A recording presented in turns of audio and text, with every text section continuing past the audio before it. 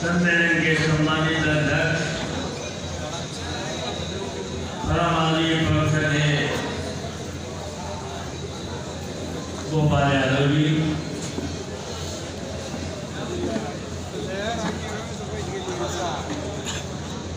आज के कार्यक्रम के विशेष अतिथि विधान परिषद के सदस्य प्रोफेसर श्री लाल बिहारी यादव जी, जिन्होंने सब कुछ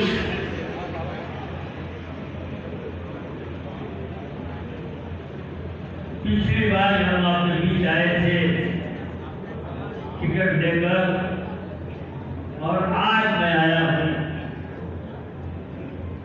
उसमें अपनी अग्रणी भूमिका निभाने वाले यादव जी संचालन कर रहे जहोराबाद विधानसभा के अध्यक्ष परम आदरणीय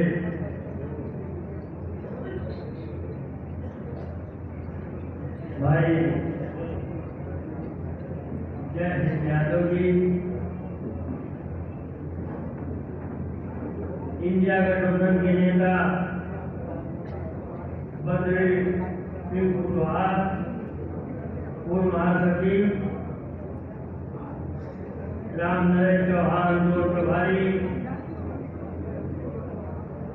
राम प्रवेश बिंद, पिछड़ा वर्ग के सचिव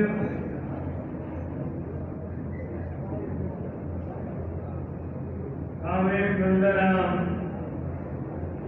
कम्युनिस्ट पार्टी सचिव सहज कनौजा, समाजवादी पार्टी के नेता अशोक मिश्रा, नेता किसान सभा योगेंद्र राम, पूर्व प्रमुख आदि प्रधान महानगर केला सभा नेता रामचंद्र चौहान, जिला उपाध्यक्ष समाजवादी पार्टी, सिराज हैदर समाजवादी पार्टी के नेता,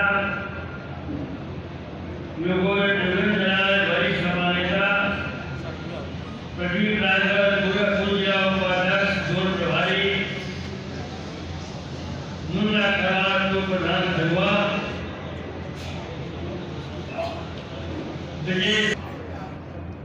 जिससे हमारे विचार हमेशा मिलते हैं, श्री हरेंद्र विश्वकर्मा जी, विक्रम प्रमोद जिलाध्यक्ष, दयाशंकर सिंह जी प्रवक्ता कालेगारी, समाजवादी पार्टी के जिला उपाध्यक्ष और सब पर भाई रविंद्र यादव जी, विश्राम जी जिला उपाध्यक्ष जो हमारे सामने बैठे हुए हैं, अमित ठाकुर जिला अध्यक्ष लोहियाबानी, राजेंद्र कुमार पांडे जी प्रदेश सचिव समाजवादी पार्टी, आशा यादव जी, राजकुमार जी,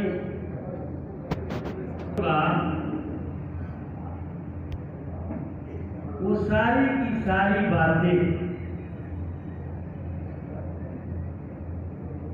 हमारे नेताओं ने आपके बीच रखने का काम कर रहा है। कोई ऐसी बात नहीं छूटी है जिसको हम नए तरीके से आपके बीच रखने का काम। आदरणीय लाल बिहारी जी ने वो जो कमियां थी, आज जो चुनाव आपने जिस स्तर पर लड़ करके एक समाजवादी पार्टी का एक इतिहास जो अपने पूर्वांचल में काम किया है, उसका पूरा का पूरा अनुभव समाजवादी पार्टी के नेताओं और कार्यकर्ताओं के बीच आपने रखने का काम किया है।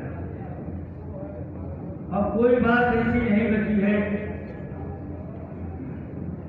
कि नए बात में आपके बीच रखने का काम करूं। साथियों, समय बहुत कम, चुनाव आपके सर पर है। हमारे समझ से जितनी बात हमारे नेताओं ने कहने का काम किया, हमारे कार्यकर्ता और नेता साथी अगर इस कार्यक्रम से गांठ बांध कर जाए और उसको पालन कर दे तो निश्चित रूप से गठबंधन का प्रत्याशी चुनाव में साइकिल वाला उम्मीदवार बहत्तर लोकसभा से भारी से भारी मतों से जीतने का काम करेगा।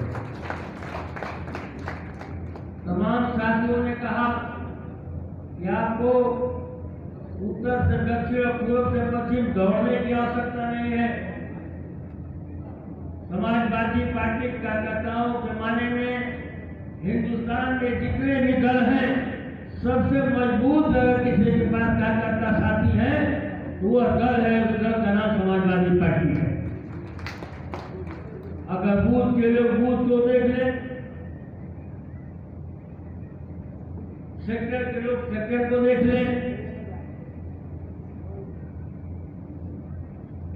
तो हमारे समझ से न किसी बाहरी नेता को आयात करने की आवश्यकता होगी, न किसी नेता को बुलाने की आवश्यकता होगी। हमारा कार्यकर्ता सक्षम है तो विकट परिस्थितियों में भी चुनाव हो जीतने का काम करेगा और जिताने का काम करेगा।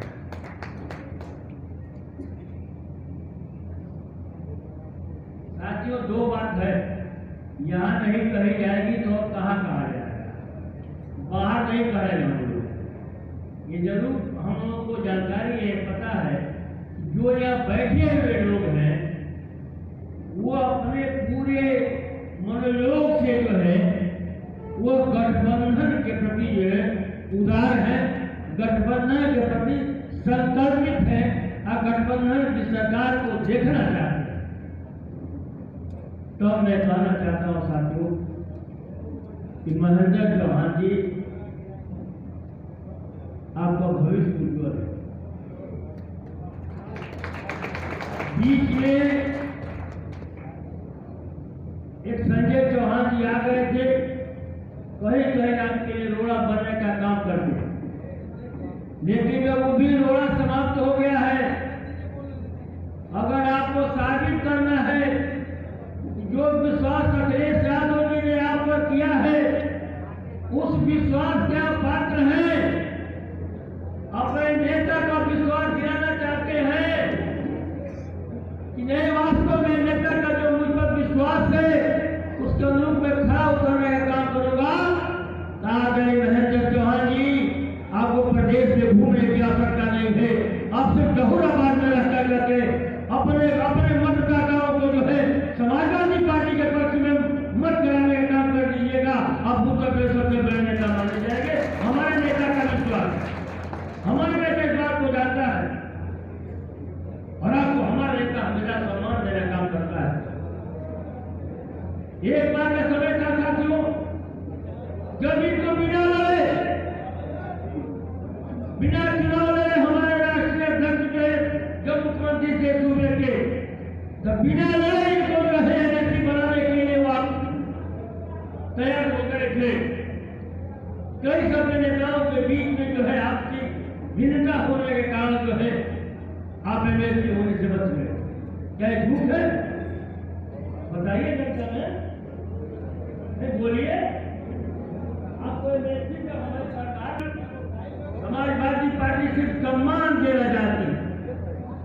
हमने सम्मान दिया गठबंधन के साथियों। आप देखिएगा अगर पिछला गठबंधन 2022 का जो हुआ, जिनकी हैसियत नहीं थी विधानसभा पहुंचने की, उनको भी राष्ट्रीय अध्यक्ष जो है उनको सम्मान देते हुए उनको सीट देने का काम किए और उनको विधानसभा भेजने का काम किए। जिनकी संख्या कम थी उसको बढ़ाने का काम किए। 2022 के गठबंधन के नेता आज हमारे साथ नहीं है।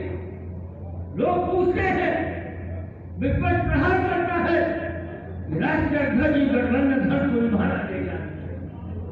जितना समाजवादी पार्टी के राष्ट्रीय अध्यक्ष ने अपने गठबंधन धर्म को निभाने का काम किया है, उतना हिंदुस्तान का कोई से बड़ा नेता उस गठबंधन धर्म को निभाने का नहीं करेगा। आज वो गठबंधन दल कहां है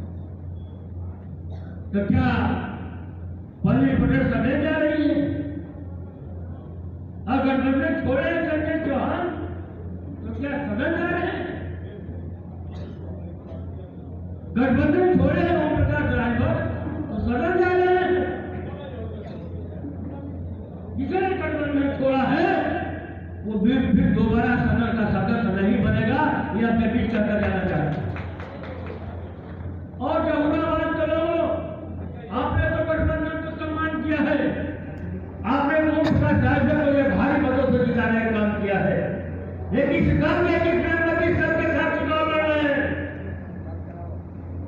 हमको छोड़कर के आप हमको छोड़ उनके साथ गए हैं।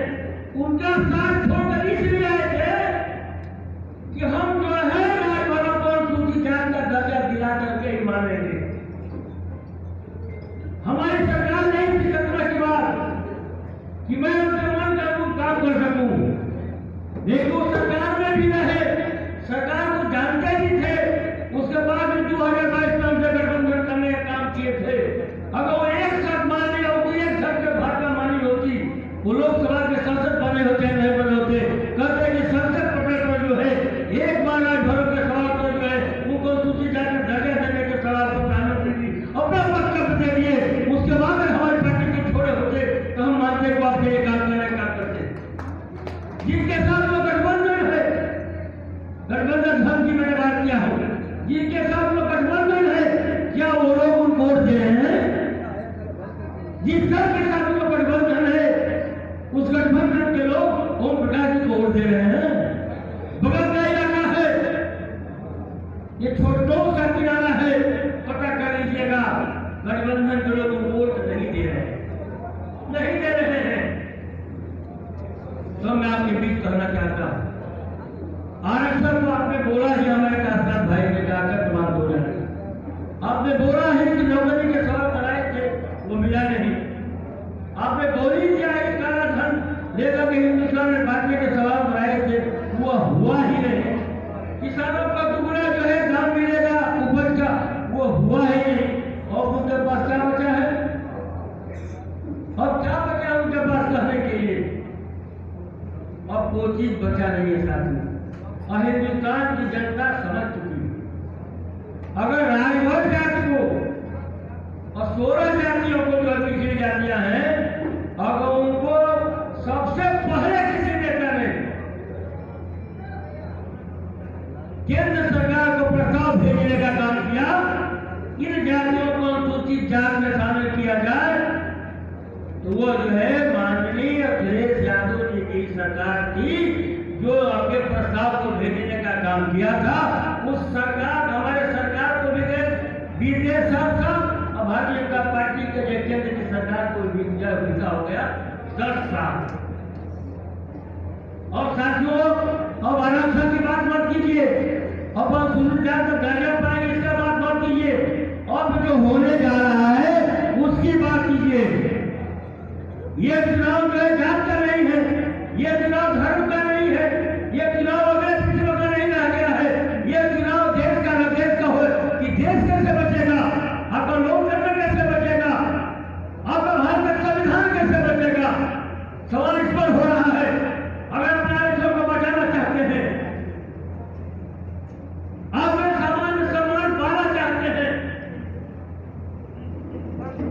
आप अपनी हिस्सेदारी चाहते हैं, तो सब कुछ तभी संभव है जब भारत का संविधान बचा रहेगा। अगर भारत का संविधान समाप्त हो जाएगा तो आपकी हिस्सेदारी भी समाप्त हो जाएगी, आपको रोजगार की गारंटी भी समाप्त हो जाएगी, कुछ बचने वाला नहीं। ये भारतीय जनता पार्टी का लोग अगर इस बार चुनाव में सफल हो जाते हैं तो दोबारा हमारे जो है लोग जान जाए तो उनको मत देने का अधिकार नहीं रह जाएगा। भारत में 90 खर्चे को बांधते हुए वो आपको जो है मतदान से भी वंचित करने का काम कर देंगे। तब मैं कहना चाहता हूं, समय जो हमारा समाप्त हो रहा है, हमारे सम्मानित जिला अध्यक्ष को बोलना है, बोलना तो